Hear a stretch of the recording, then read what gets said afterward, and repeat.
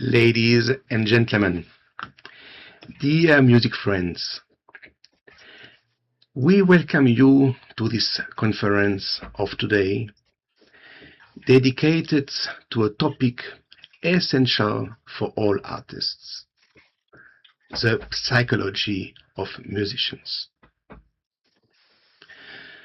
To discuss this vast subject, we have the honor of welcoming today Mrs. Liina Leijala, a renowned artist and artistic director of the Wiener Musikakademie, and Mr. Julio Bodo, psychoanalyst from Brazil.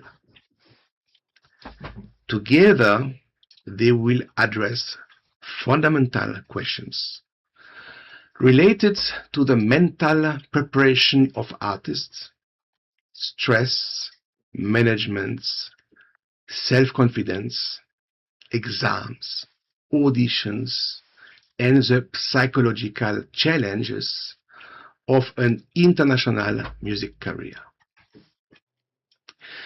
Ladies and gentlemen, this program is produced in collaboration with the magazine Découverte Mag, a widely circulated Swiss magazine read by hundreds of thousands of people each month.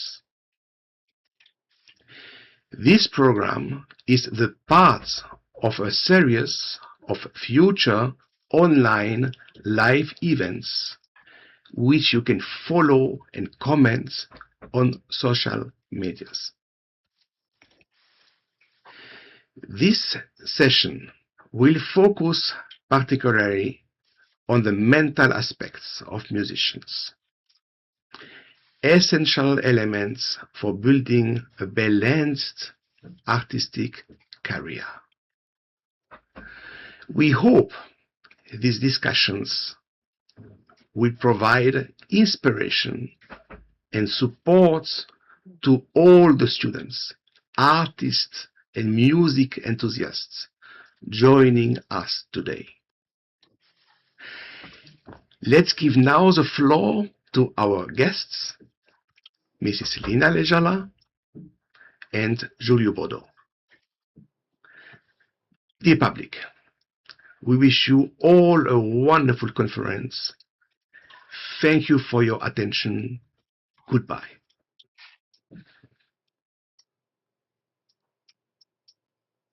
Ladies and gentlemen, good evening. I hope you're doing well.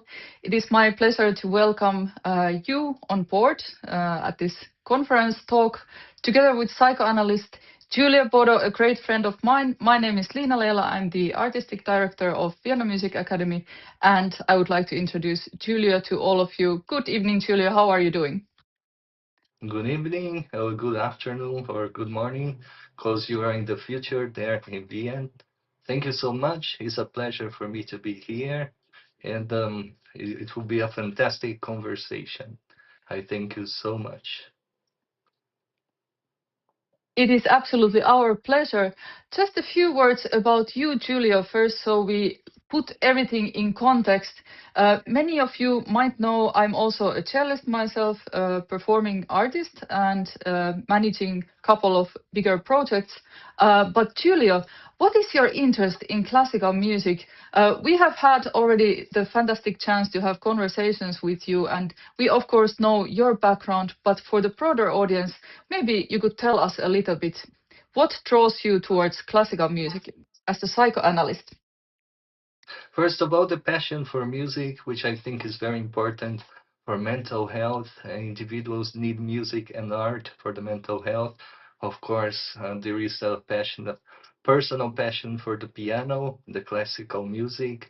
And I have been interviewing many musicians, and I could get to a conclusion that most of them suffer from some kind of stress, and it's not a very easy profession. But I find arts really connected to mental health. I see. So maybe let's go to our topics of today. It is going to be a very condensed conversation about a couple of things. Of course, this mental health and classical musicians' mental health and how they sustain their career, etc. It is an immense topic. And today we are covering a couple of important points in this conversation. Julio, you, of course, know, since you are interested in classical musicians' existential issues and also in music itself, plus that you're playing piano, you probably know quite well that the reality of musicians today is quite tricky. You know, musicians start this career path very early. It takes a lot of time. You have to prioritize your life in practicing. Many times, if you want to aim very high, you even reduce the time from going to school in order to practice. So the process starts very early. Then comes competitiveness when you're at the university or even before. And the younger you are, the better it would be to be more advanced. So pressure is very, very high. And yet the people who select to have a career in music, in my experience, they are, if I could generalize a little bit, they are very sensitive people. So that dilemma, having this incredible pressure and competitiveness combined with that sensitive and sensible mindset, and you know that certain tenderness and understanding human feelings together, is quite unique and often also brings a lot of issues and problems. I also have noticed myself that people who pursue this career and start to study, they realize maybe at some point they will have this moment where they think, oh my God, what is this career actually about? Would you have comments in this very, very vast subject? How would you approach a musician dealing, for example, with these issues that I just mentioned? I guess we can start as a musician, looking at a musician as a human being with the vulnerabilities that are natural to human beings. But as you said, from the beginning, people start really early in the career, and perhaps the parents have a great expectation about the new Mozart, and you have to play at the family Christmas party Exactly. sometimes, and you don't want to do it, you know. So I would like to propose a phrase here, which is from Donald Winnicott. I took notes so I won't forget it. It's a joy to be hidden, but disaster not to be found. So perhaps this is the conflict of a musician's life. I need the audience to give this validation, and at the same time I need to keep my vulnerabilities there next to me, keep myself to myself. So I understand that the balance of this conflict is working, being hidden. At a certain point you keep yourself to yourself, you give yourself some privacy, and at a certain point you need to be performing in public, and there is a lot of expectations, most of them not only from the public, you know. You project a lot of the expectations you have on yourself, you know, to the public. So this is the way we are always in a conflict, always looking for audience, always looking for the new contest, the new concert, and at the same time, we have to keep ourselves in this reality, and we need to understand that perfection is something that doesn't exist, right? We can be um, good enough. That's the point, and it's very hard for a classical musician, specifically. There is a lot of demands from everyone, especially from the self. Exactly, exactly. There is an interesting point here. Do you find it, Julio, that having that kind of dual residency of being very sensitive and very, in a way, very private, because deep emotions are, in my opinion, they are not something cheap it is deep. And so musician is often a person, there are all kinds of people in all fields, also in music, but very often there is this element that since you're spending so much time on practicing and, you know, understanding yourself, being able to vocalize through the instrument and in a motorical way, your inner world, you are actually in two different places constantly parallel to each other. You are alone and you have to be very extravagant on stage. Could I ask you a very concrete question? It is so simplified, but sometimes it is necessary. What would you advise to a musician who, for example, finds it difficult to, after all that practicing process, to go Mm. on stage and has a huge stage fright, let's say, and that fright might, you know, kill their career or might have a negative impact on their performance? Would you have any advices as a psychoanalyst?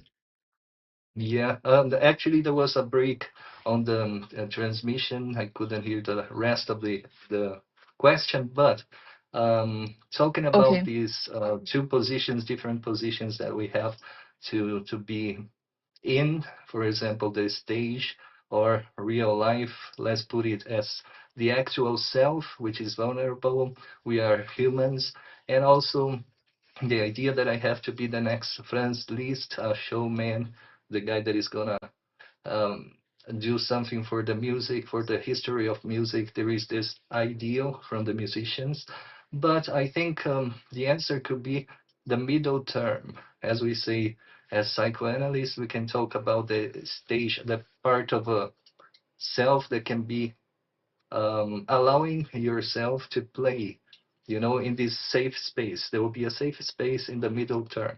Your actual self is the one that is vulnerable, and the man on stage, they have to find a balance. This can be given by a teacher, for example. A good teacher will allow the students to make mistakes, but we're not here to discuss the mission of the teacher, but that is very hard. It has to be demanding a lot on the student, but at the same time giving this space for creativity. I'll give you an example. I have Yeah. an older sister, and actually when we were kids, we used to play with a board. There was a board there, and we used to pretend we are teachers. I'll be teaching you mathematics. So this was space for creativity, so we could play. We talk about mathematics as if we were the teachers, right? And sometimes I think perhaps we need to find this way of playing music again, because I was talking to a violinist, and she said, I asked her, what about your favorite composers? How do you feel about this? Which one is your favorite? Which one do you like to play the best? And she says, independent of the composer, I play the same because it became kind of routine for me. And this is one of the aspects we had to take care a lot, pay attention to this. Of course, I didn't take it as a psychoanalyst, only interviewing her, but this is something really important because we have to keep on playing, keep on finding the pleasure in music and this safe space on which we can have some fun. And it's very hard for a classical musician due to the expectations. If you're talking about pianists, they have seen Marta Argerich playing, so perhaps there is a big ideal of what I should be, right? And this is very dangerous. And perhaps we need to ask ourselves why. Why have we started this career? How do I feel about this career? And this is something important that we have to bring to ourselves and consider that, of course, you have to wear a mask to be a pianist on stage. You're not the same person you are in your house, right? So there is a different posture, I can say, you have to use, a mask you have to use. But this mask must be something that doesn't hide your true self. So this is a real complicated thing. Of course, everything is subjective. When you talk about psychoanalysis, you're talking about the individual's life, how they internalize their experiences with the parents and everything. But for a musician, it's very important to be finding pleasure, you know, and even making a mistake and not judging yourself, because musicians do that a lot. You have to be faithful to the score, faithful to a lot of things, right? Exactly. Um, I wanted to comment on what you said about these examples, the idols, people who are many, many decades on stage and we are following them since we're children.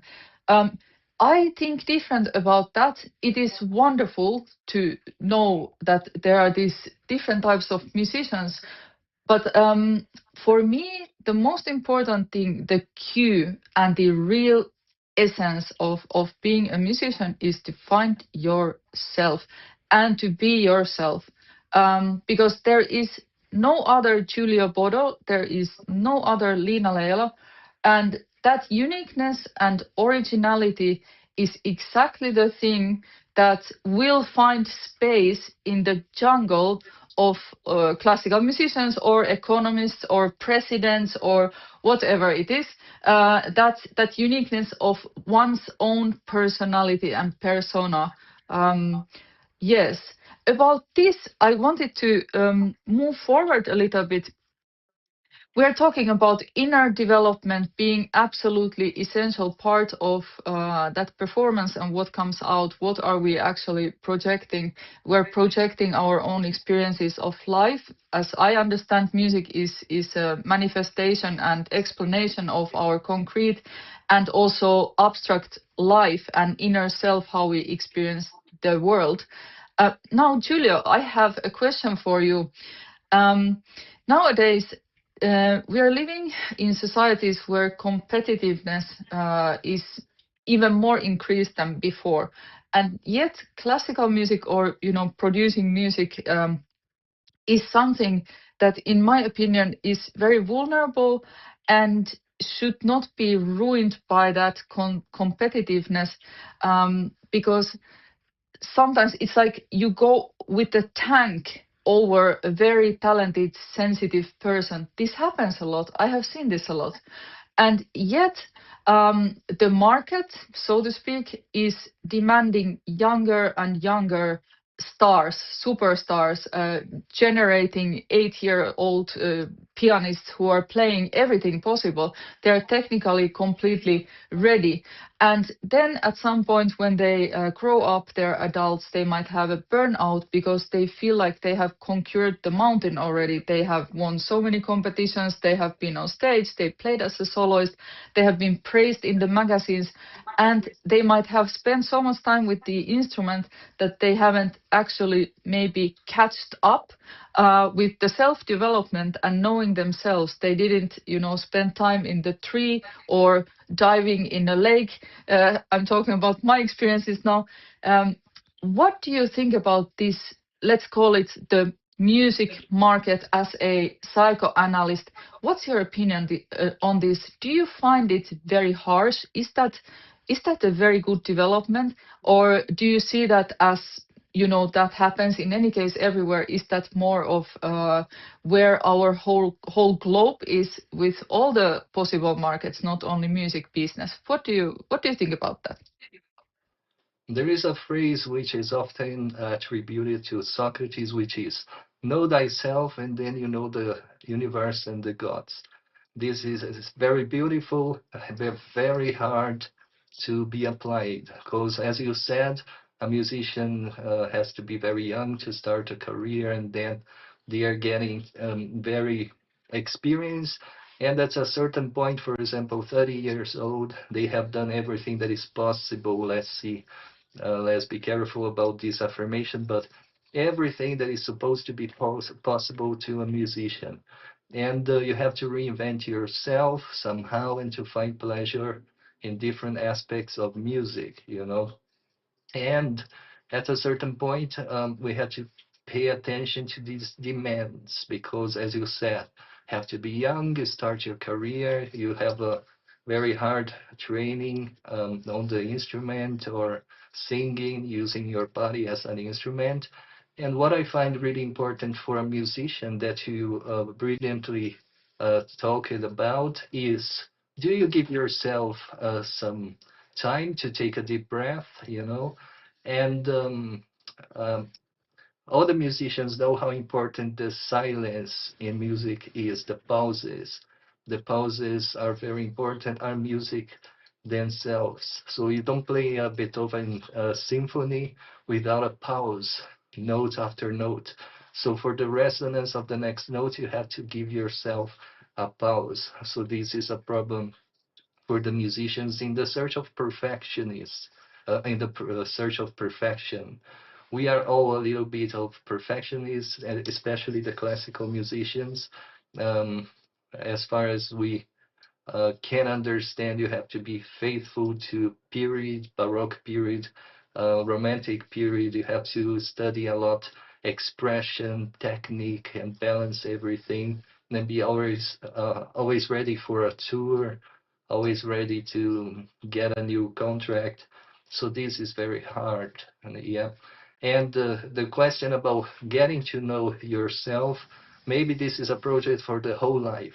You're going to grow up, be an adolescent, be an adult, and everything will change. We change as human beings. So the idea is living the phases of your life, the periods of your life, learning and balancing what is expected from yourself, your judge, internal judge, and from the audience, and from the music director, from the teachers, and what is possible for you, what I can take right now. This is probably the biggest challenge of a classical musician. What I could recommend, of course, everything you like to do, have pleasure doing. Like many people told me they do yoga, they practice yoga, sports, everything that can connect you to yourself, that gives you pleasure, or even go for a walk. Every musician likes, let's not generalize, but most of the musicians like to go for a walk and reflect about some things about life. And the question is, how much do you allow yourself to do it? How much is it possible according to your career, everything you have to do? So you see the verb I use, you have to do. So you have to do a lot. So let's put into perspective. I have to take care of my mental health. Otherwise, I use my body to play the piano. I use my voice, and it's all part of your body. So your body needs some rest, and this is very important. And of course, I think psychoanalysis is recommended for musicians because they are very creative people, and I think is one of the best therapies.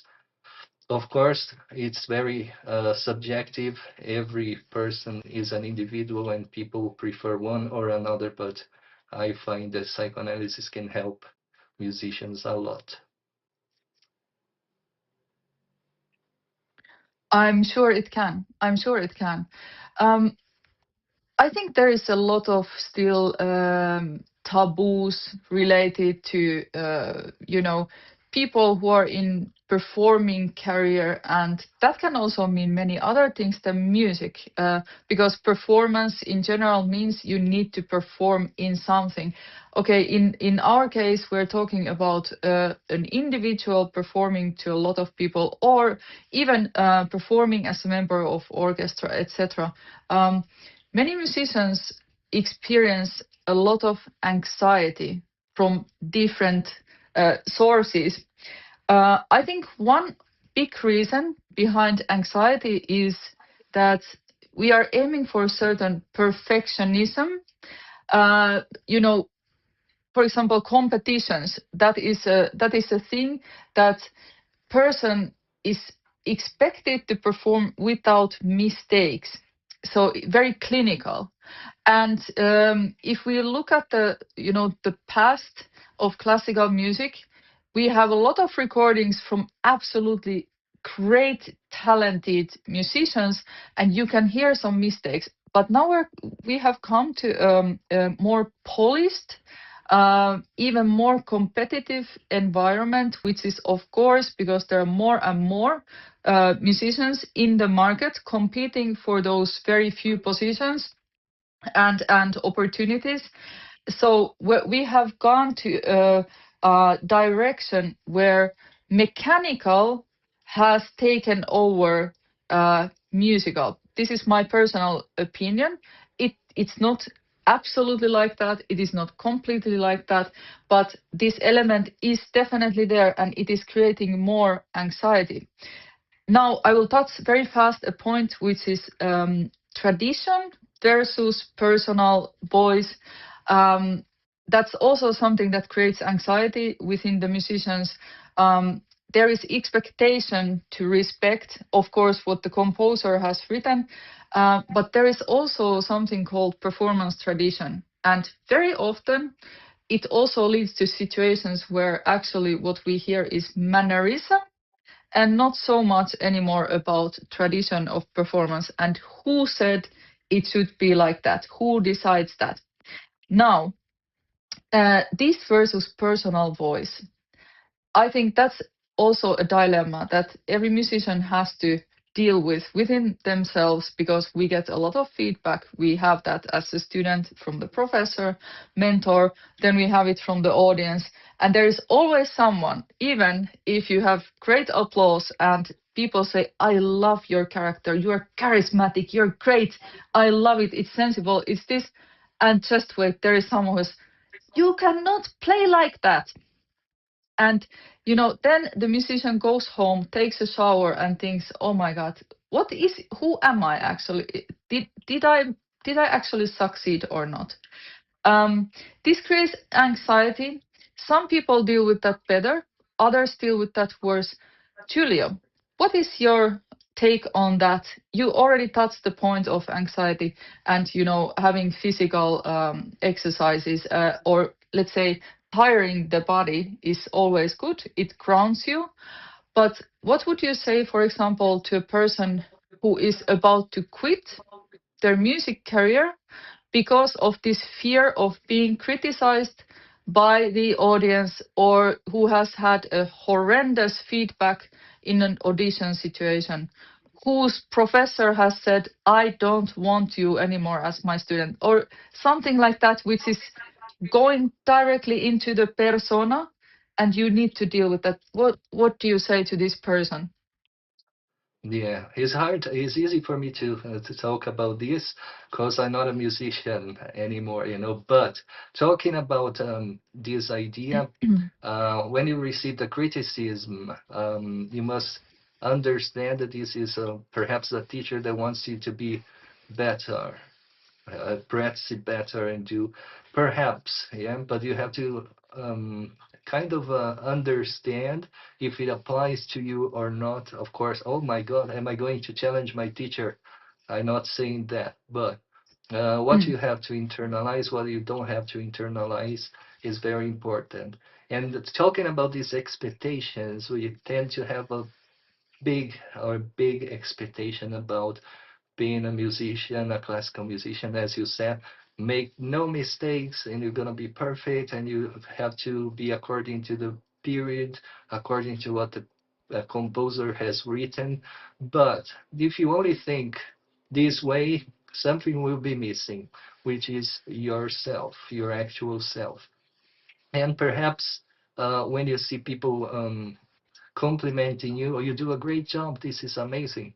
It's not only about the interpretation with no mistakes, the technical skills. It's about the identification they have with you. They found you very elegant, very charismatic, and also you can play really beautifully. So that was important for me. That was very good for me to listen to you playing. So this is a very subjective point again. And then it all comes to a question. How do you see the audience? The audience are some people that are gonna value your work because you have worked a lot to be there playing your instrument, or they will be the judge. You know, they will be judging everything you do. Or is this really coming from the audience or from the expectations I build up and that I can deal with? You know, finding your own voice is not being perfect, as we said. We can be good enough and we can be changing according to the development of our career. We have composers like Beethoven, a good example. He was in the classical period, so he had a big influence of the classical composers such as Mozart. But during his career, he was in transitions, always like revolutionary in a way that he could only be by finding a perspective of looking into his own ideals, like what he wanted to develop and giving himself a kind of freedom to do it. Of course, we're talking about a composer. A pianist wouldn't have this, you know, um, this license or to be improvising. You cannot improvise a piece by Chopin on stage. But of course, you can put your heart, your soul, and the part of you there. And this is the biggest challenge of the psychoanalysis is to help the individual, in this case the musician, to find a balance between the mask I use, the self I created to be dealing with the demands of the external world, which is my stage, and at the same time being myself, the actual self, balancing real life expectations. And this may be the way. And of course, as I said, we have to deal with all the individuals and their perspectives, how they embody the experiences of life. So this is the biggest challenge for the psychoanalyst and for the musicians. We are always having new contests, so we have to be the best one playing Chopin. So who is the best one playing Chopin and why? According to whom? This is really complicated thing, but um, as you said, finding your own voice playing Chopin. You're not Chopin. Chopin had his own voice composed, and perhaps is the one that we can read the scores and see some references. But what can we do about the Renaissance or Baroque period, on which you have to improvise the bass on the harpsichord, right? Of course, it's not totally open improvisation, but you have to put a little bit of yourself to play uh, some some bass on the Baroque period. And perhaps this, I don't know if I answered the question, but I guess if not, please tell me. Yes, yes. I mean, that is fantastic what you're saying about that. Basically, to summarize, it is that everything is very relative. Everything is relative. It depends on who is looking at it, who is listening, who you are, what the context is, what is the environment. Maybe I just like to go back to the point that I had about this very competitive environment, whereas the more and more young people should be able to perform more and more high level. What is your opinion on that? Is that a healthy development, or does that matter that it's healthy or not? What's your opinion on that? Oh yeah. Talking about this, I think the answer will be the space, the safe space you have to be yourself again. I'll go back to the space most of the time, but we cannot produce musicians in assembly lines, and this is a big risk. And perhaps having lots of young people learning instruments and singing. There is a lot of expectation from people, from the young musicians also, and sometimes they are afraid of participating in competitions or anything. This is a narcissistic thing, not in a bad way, not a diagnosis of narcissist. I mean, they invest when you invest the libido into yourself, you know, it must be important also for your self-esteem as a musician. This is important, but perhaps this fear can come from some experiences I have already lived. It can be like a panic I have from stage, from being judged. Most of the time is being judged is a problem. You know, perhaps even the situations in which you had to play food Elise, the little boy has to play food Elise for an uncle at Christmas party that we mentioned in the beginning. This can be a traumatic experience, you know. Of course, just an example, but the idea is to understand how people deal with their fears, with their expectations, and how can they support or be stable at a judgment, you know, the judging eyes that we create ourselves and also the society. When you go to a classic concert, you want to see the person that is playing really elegant, charismatic, as you said, and also playing very different from the average. So but this can be one person, but another person is just expecting to close their eyes and watch and listen to a beautiful music, no expectations, no judgment about mistakes, or because every pianist will be playing differently. Though you can try to work in an assembly line to be technical, but it's impossible to reach that expectations, you know. You cannot be playing. Nobody can play the cello like Liina. It's very specific, you know. Thank you so much, Julia. I would like to jump a little bit to another topic, which is also very typical in the musician world. Let's talk about narcissism. Everyone is afraid of this word. It is a toxic word. Narcissists are toxic people. But wait a second, what are we doing here? Musicians, they love to spend that time alone. They have certain solitude that follows their whole life, and we want that people listen to us. We want to be discovered. We have very narcissistic tendencies. Julia, could you summarize very shortly now what is a narcissist? And then I would like to discuss those traits, narcissistic traits, and how does that work with, combining a life and musicianship. But could you tell us what is a narcissist? Yeah, I'm not talking about the diagnosis, which one we talk about, and many people fear this diagnosis. The people that only see themselves, invest in themselves, and don't care about the others. No, let's talk about the narcissism, which is very important for everyone, which is looking into yourself and investing energy into yourself.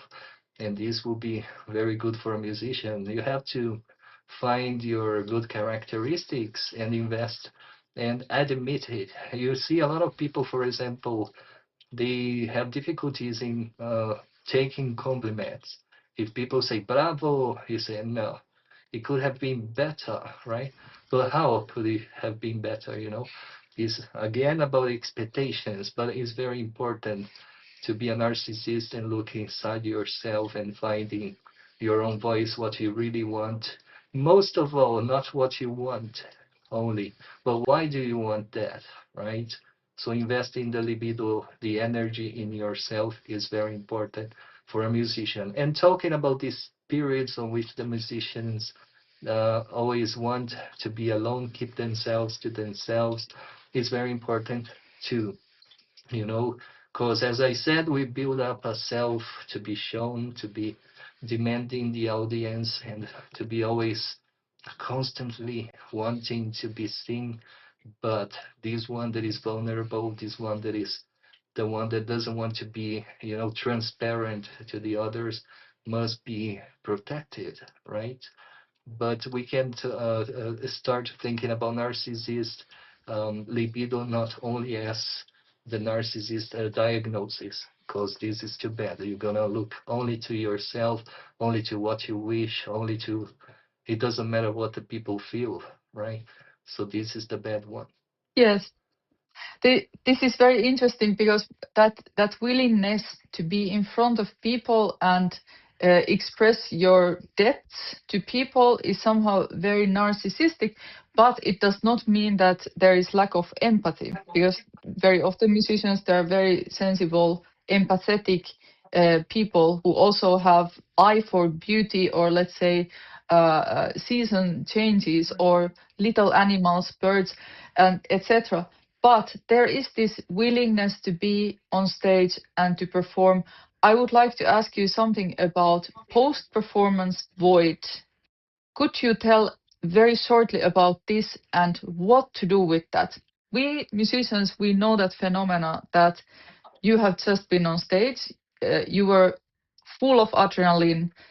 Whether the performance was good or bad, let's say it was fantastic, you are satisfied with that, but you might after that feel incredible emptiness.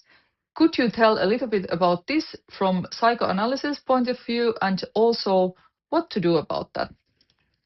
Yeah, we live in times on which everything is really um, there is a lot of things happening at the same time, a lot of information.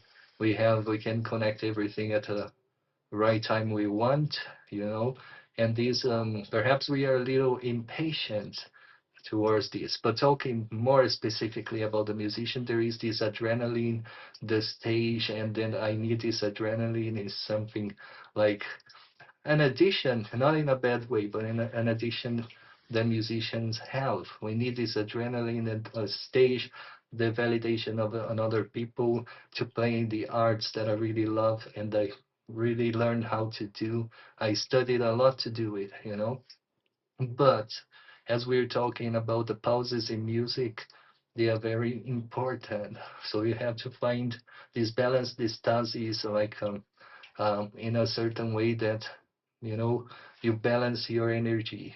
You have to deal with the emptiness of being a human at a certain point, because we demand ourselves to be always pressing, always playing, always giving the best concerts, always being seen by people. But at a certain point, perhaps you cannot play a concert every day of your life, Monday, Tuesday, Wednesday. That would be impossible physically. As you said, it demands a lot of energy, adrenaline, and you need some pause. Your body needs some pause. So easy to say, but very difficult to do because musicians' life in general and many other kinds of professionals today, they are always finding something to do. For example, it's Sunday, I need to relax, but this is what I have. Um, I'm consciously know that I have to rest, but do I permit myself to have some rest? Do I permit myself to, you know, give a pause and do nothing? Doing nothing is very important for a musician too. But and this again is a matter of balancing what I can do, what I can't. It's impossible to play one concert every day and for 1 month in different cities, in different with different public, different composers. That's not human, not possible for a human being. And as I said, everything is about individuation. We learn to deal with everything that is our shadow, our dark side also, which is not psychoanalysis. This is Carl Jung, but also important that we find our voices and give voice to our voices. Like, I need to rest. Okay, gonna do nothing, watch a film, not thinking about the next concert. It seems to be very easy, but it's not. I understand. I see this post-performance void, or for me, it's also pre-performance void, actually, because I need a complete emptiness in order to be creative or to be courageous as well. Um, And it's interesting. You mentioned, for example, watching a film. In my case, watching a film or listening to a piece of music is something that actually does not relax me. It doesn't relax me at all. I feel actually so excited when I get interested in something that I consume a lot of energy in that. And that's also, it's an interesting thing between people who are not musicians and who are musicians, because I know many that feel like I don't want to hear any music.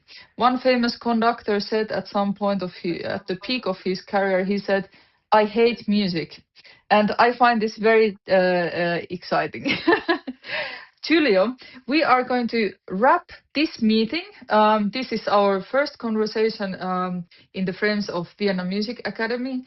And at the end, I would like to still ask you something about musicians' mental health and how to communicate that and to whom to talk to.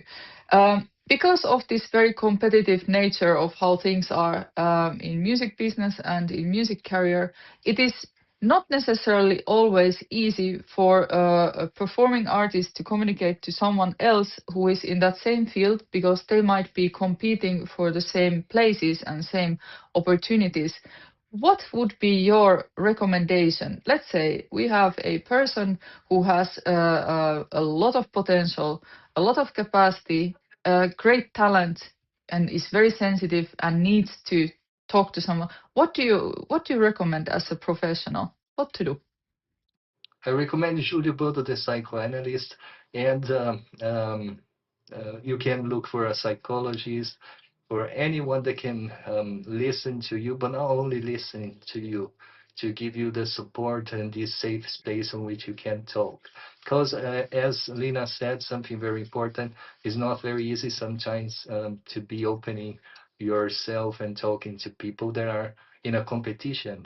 For example, music is a very competitive market also, and it's very important to try to look for a professional and speak about your feelings with no restrictions, because you sometimes go to a session with a psychoanalyst and you start speaking about the competition, and then something else comes up.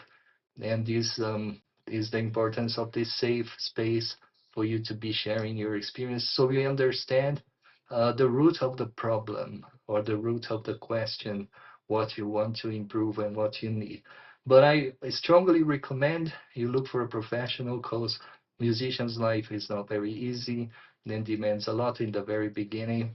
And as soon as you start getting to know yourself, that will be the best way, And this is my recommendation. Of course, as Liina said, some people don't like cinema, but if you like sports or anything that can be relaxing you, your body, or even taking a deep breath, walking in a park, that's very important. Give yourself some pauses and get to know yourself. This is my recommendation. It can be with a psychoanalyst, a psychologist, any professionals. I will be here together with you in case you want to contact me and ask questions. Um, I think I'll be open to you. Thank you very much. Yes, thank you so much, dear Julio. For our listeners, thank you so much for joining us. This conversation was first of a kind, and there are going to be many to follow this conversation. We are going to be publishing on the website as well as our social media at the Wiener Musikakademie these conversations that are going to come, and we're always covering topics that are hopefully interesting for of course, for music students, but also for artists who are already working in the field, as they say, or actually anyone else who is in the arts field. Of course, our topics are always related to the music life and artistic performance career, etc. But it could be also a person who is doing something completely different, but has love for music and wants to approach things from that perspective. So that is also welcome. Thank you so much for this conversation, dear Julio.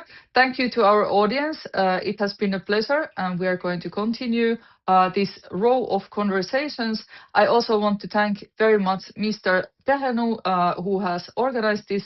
He is the director of Wiener Musikakademie, and I wish everyone a very good night or good morning, wherever you are, and we are going to see each other very soon again. Thank you again, Mr. Bodo. It was a great pleasure.